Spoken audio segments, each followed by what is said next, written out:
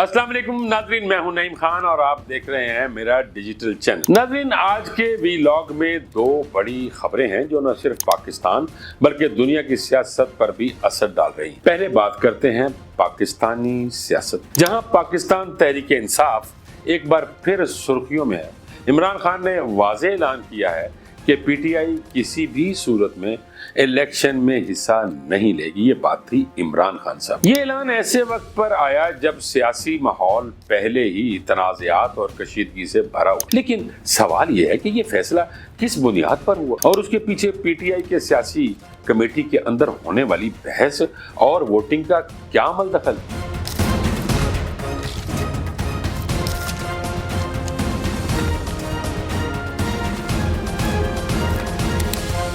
नाज़रीन, ज़राए के मुताबिक पीटीआई की सियासी कमेटी ने कुछ फैसले किए हैं। इस कमेटी में कई अरकान शरीक हुए और उन अरकान ने अपनी अपनी आरा पेश की। कुछ ने कहा कि ज़िमनी इंतखाबात में हिस्सा लेना चाहिए ताकि अवाम के साथ पार्टी का राब्ता कायम रहे, जबकि अक्सरियत ये मौक़िफ़ अपना रही है कि मौजूदा हालात में इंतखाबात में हिस्सा लेना पार्टी के लिए नुकसानदेह होगा। वोटिंग के अमल के बाद ये फैसला सामने आया कि पीटीआई ज़िमनी इंतखाबात से बाहर रहेगी। यही नहीं बल्कि बताया जा रहा है कि कमेटी में शदीद इख्तलाफ़े राय भी पैदा हुआ है।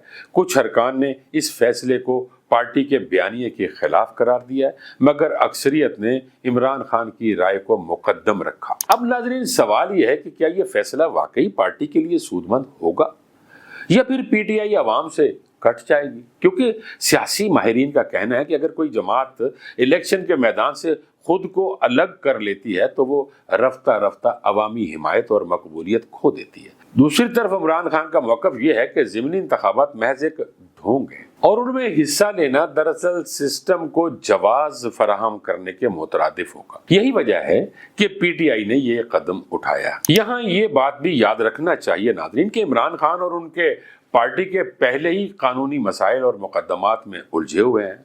ऐसे में इंतखाबी अमल से दूर रहने का फैसला बज़ाहिर वक्ती रिलीफ तो देता है, लेकिन तवीलुल मुद्दती सियासत में ये फैसला कितना फ़ायदेमंद होगा ये वक्त बताएगा। अब ज़रा ये भी देख लेते हैं कि अवाम की राय क्या है।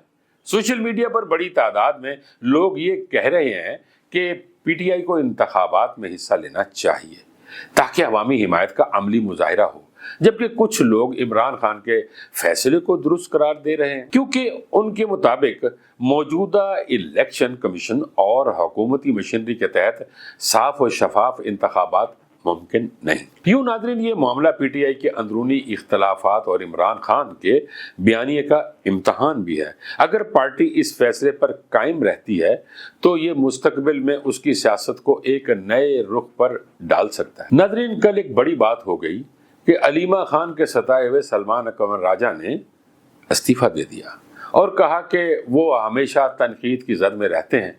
ये शायद उनकी अपनी सोच है, लेकिन जहाँ तक अलीमा खान का ख्याल है वो पार्टी को इस वक्त लीड कर रही हैं और वो जो बयानी पीटीआई बात करते हैं वो मिनवान आके बाहर वैसे बयान कर देती हैं। लेकिन यहाँ कुछ सियासत का रुख अलहदा ही है, जिसमें सलमान अकबर राजा ने ये मौका अख्तियार किया कि मैं अलीमा खान साहब की मुसलसल जो तनकीद है उससे तंग आकर रिजाइन दे रहा। नाज़रीन, ये भी सलमान अकरम राजा साहब का अपना एक मौक़िफ़ है। इस पे क्या होता है इस पे हम बात करेंगे। नाज़रीन, अब हम आते हैं इंटरनेशनल अफेयर्स की तरफ। भारत की सियासत में एक दिलचस्प मगर हैरानकुन मोड़ आया है जब मोदी सरकार सदर ट्रंप की बेरुखी पर इस कदर परेशान है कि उन्हें अमेरिका में एक ताकतवर लॉबिंग फर्म की खिदमात हासिल करना पड़ी। सवाल ये है कि आखिर भारत को इसकी ज़रूरत क्यों पेश आई। नाज़रीन, आपको याद होगा कि नरेंद्र मोदी ने अपनी वज़ारत उज़्मा के दौरान अमेरिका के साथ ताल्लुकात को मजबूत करने के लिए बड़ी कोशिशें की थी। हाउडी मोदी जैसे प्रोग्राम और ट्रंप के साथ मुश्तरका प्रेस कॉन्फ्रेंस सब कुछ इस बात का सबूत थे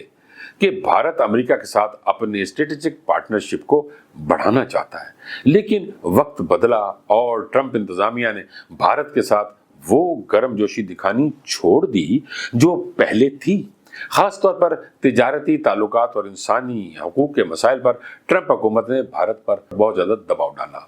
यही वो वक्त था जब मोदी सरकार ने फैसला किया कि अमेरिका में अपनी पोजीशन बेहतर करने के लिए लॉबिंग फर्म की मदद ली जाए।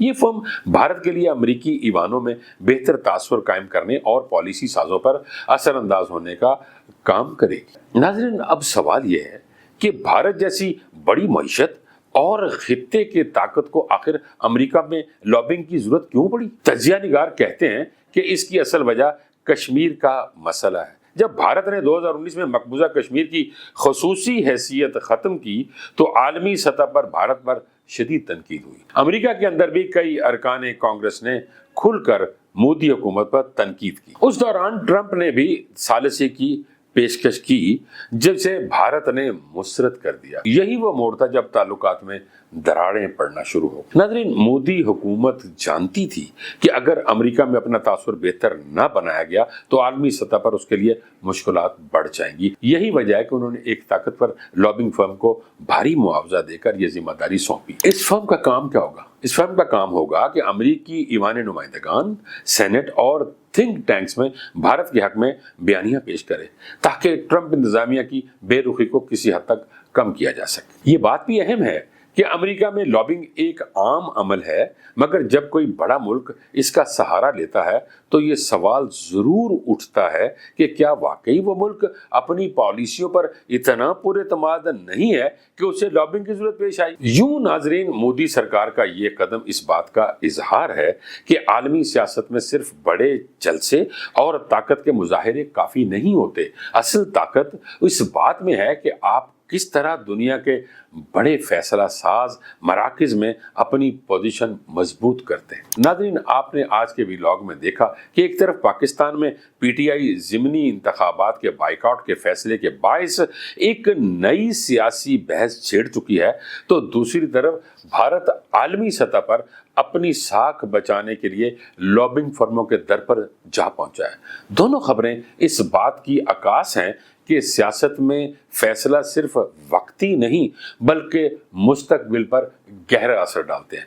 नाज़रीन, आपको आज का व्लॉग कैसा लगा कमेंट में जरूर बताइएगा। चैनल को सब्सक्राइब कीजिएगा और अगर वीडियो अच्छी लगी तो लाइक और शेयर कीजिएगा। नाज़रीन, अब तक के लिए इतना ही, इजाजत दीजिए। अल्लाह निगहबान।